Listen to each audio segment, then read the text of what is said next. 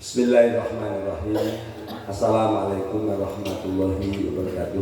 Waalaikumsalam warahmatullahi wabarakatuh.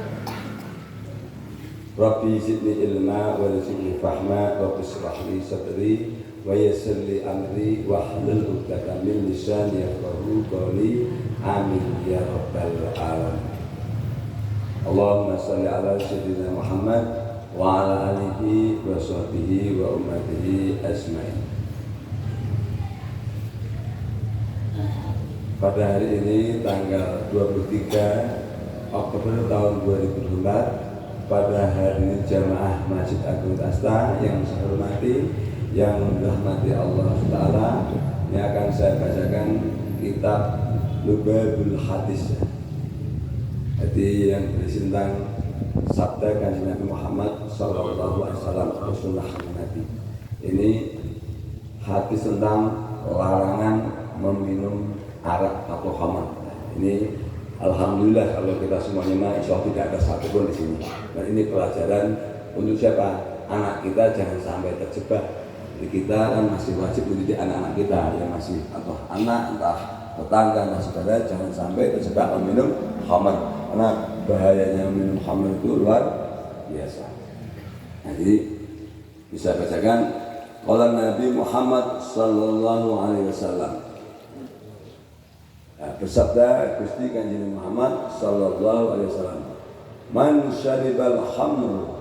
Jadi barang siapa meminum khamr di dunia lam yashrabha, maka dia tidak akan minum fil akhirah, di akhirat. Jadi arak itu minumannya orang di surga, bukan di dunia. Nah, kalau di Al-Quran itu ada. Jadi sesungguhnya arak atau minuman keras atau anggur itu ada sedikit manfaat, tetapi banyak mudarat. Al-Quran juga, Allah SWT juga menyampaikan manfaatnya ada sebagai penenang, sebagai obat luka. Itu alkohol. Kalau luka disiram alkohol memang cepat kering. Jadi sedikit manfaatnya tapi banyak mudaratnya, makanya sangat diharamkan. Kemudian ini man syaribal khamru mumsiyan asbaha. Jadi pada siapa meminum khamr pada waktu subuh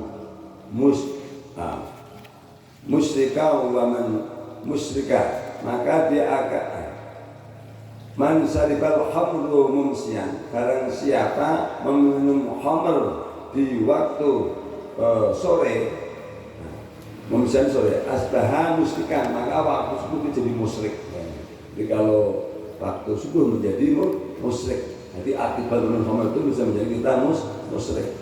Kemudian waman syariba musbiha, dan barang siapa meminum waktu subuh amsa musyrikan, maka waktu sore menjadi musyrik. Jadi efeknya ini saya baca kalau sengaja ada yang lainnya. Jadi di andalannya ini.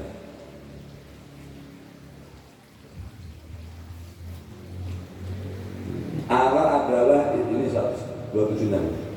Arak adalah induk pusat kejahatan.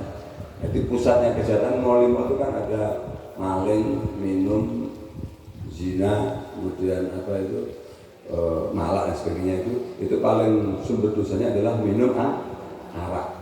Jadi arak adalah induk atau pusat kejahatan. Maka barang siapa meminumnya, dia tidak akan diterima sholatnya 40 hari.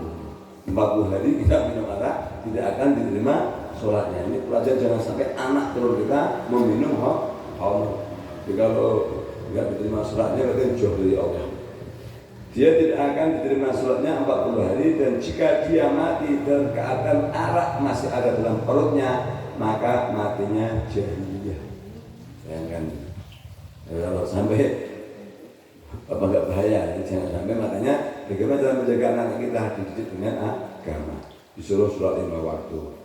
Kemudian arak itu adalah berkumpulnya dosa. 277, 278 Nabi Muhammad SAW bersabda, peminum arak itu adalah terlaknat, dilaknat oleh Allah orang minum arak.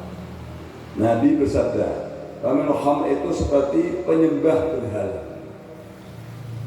Dan peminum arak itu seperti penyembah Lata dan Uzza. Lata dan Uzza itu patung paling besar di Mekah saat zaman jahiliyah yang disembah orang jahiliyah. Sampai sebegitu. Kemudian 280 Nabi Muhammad sallallahu alaihi wasallam bersabda, barang siapa yang meminum arak, maka dia benar-benar mengingkari kebenaran kitab Allah. Jadi kafir lagi, mengingkari kitab Allah yang diturunkan kepada para nabinya. Dan barang siapa yang menyampaikan salam kepada peminum arak atau berjabat tangan kepadanya, maka Allah Ta'ala melebur pahala amalnya selama 40 tahun. Jadi berarti kita sama orang tukang mabuk aja boleh salaman. mau tak salam nggak boleh, salaman aja merusak amal kita. Ini kan mungkin Bapak baru tahu kan. Biasanya bergaul sama tukang bergaul aja berbahaya. Kan tidak mungkin kalau kita bergaul tidak salaman, ya kan? Ya. Artinya makanya saya kemarin udah mau habis sama marah. Iya apa? Karena apa? Ini kan hadisnya seperti ini. Jadi mereka datang itu membawanya laknat. Jadi semua yang jaga khususnya lah. Kalau ada yang mabuk datang sini, marahin aja bisa. Yang penting jangan fisik. Kalau dia fisik duluan kita gantian fisik. Karena merugikan itu bukan sombong. Tapi kalau orang minta pengemis, ada pengemis minta, itu kita wajib memberi. Dan kita dilarang menghardik orang yang minta. Kalau kita nggak memberi dengan cara yang baik. Tapi kalau mabuk, memang ya harus dihardik karena memang pemabuk itu membawa kesialan, laknat dari Allah Subhanahu wa Ta'ala. Demikian, semoga bermanfaat. Billahi hidayah. Wassalamualaikum warahmatullahi wabarakatuh. Waalaikumsalam.